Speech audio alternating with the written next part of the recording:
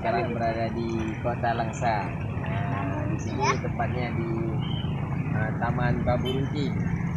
Bambu Langsa itu ya familiarnya sama Bambu Runcing dan Lapangan Merdeka. Yuk kita saksikan sama-sama.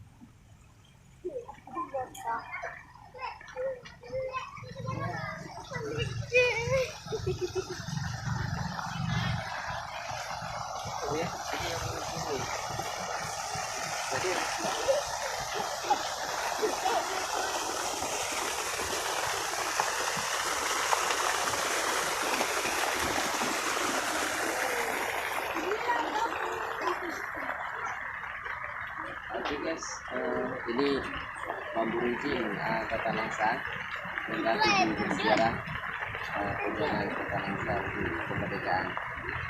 Itulah Bambu Runcing.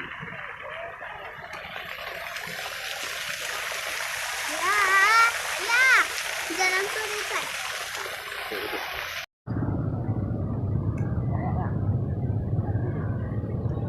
Lagi ya?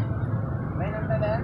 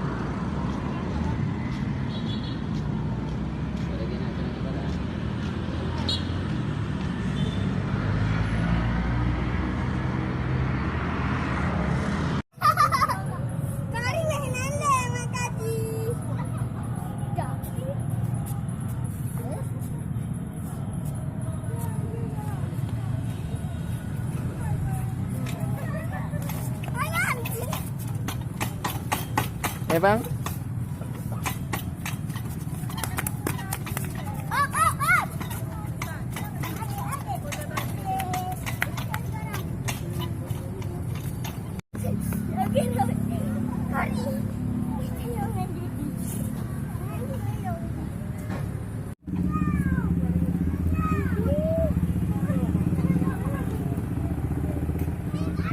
Luar biasa.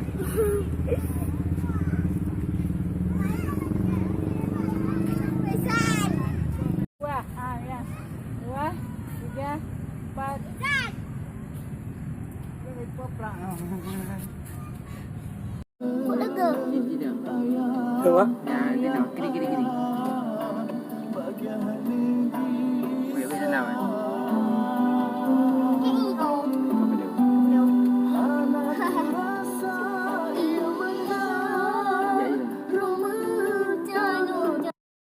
Jadi Betul je. Kari, asal.